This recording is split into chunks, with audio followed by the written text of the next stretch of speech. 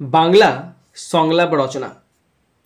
সবার মধ্যে শিক্ষা এই বিষয়ে নিয়ে দুই বন্ধুর মধ্যে একটি কাল্পনিক সংলাপ রচনা। 5 নম্বর থাকে পরীক্ষাতে, 150 শব্দে লিখতে হয়, এখানে একটু বেশি শব্দে লেখা আছে।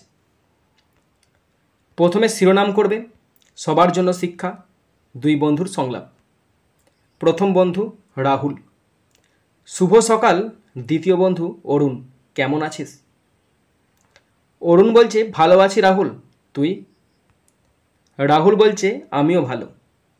আজ সকালে একটা পোস্টার দেখলাম, সবার জন্য শিক্ষা, ভাবলাম তোকে বলি।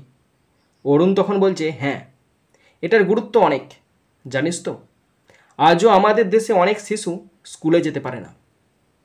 রাহুল বলছে ঠিক বলেছিস, দারিদ্র্য, সামাজিক বৈষম্য আর বাল্যবিবাহের মতো সমস্যা এখনও শিক্ষার পথে বাধা।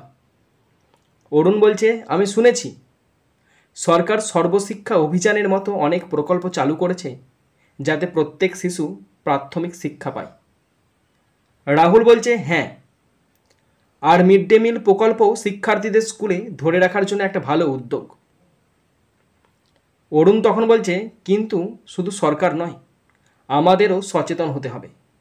আমরা যদি চারপাশে কোনো শিশু পড়াশোনা না করলে তাকে উৎসাহ না দিই, তাহলে প্রকৃত শিক্ষা বিস্তার সম্ভব নয়। রাহুল বলছে একদম ঠিক। আর একটা কথা বলি, মেয়েদের শিক্ষার দিকেও বিশেষ নজর দেওয়া উচিত।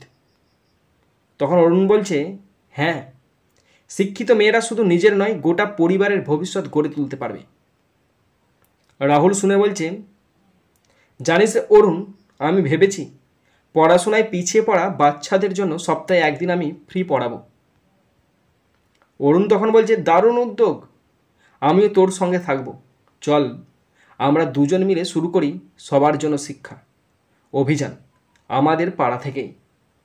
রাহুল বলছে চল এগিয়ে চলি আলোর পথে।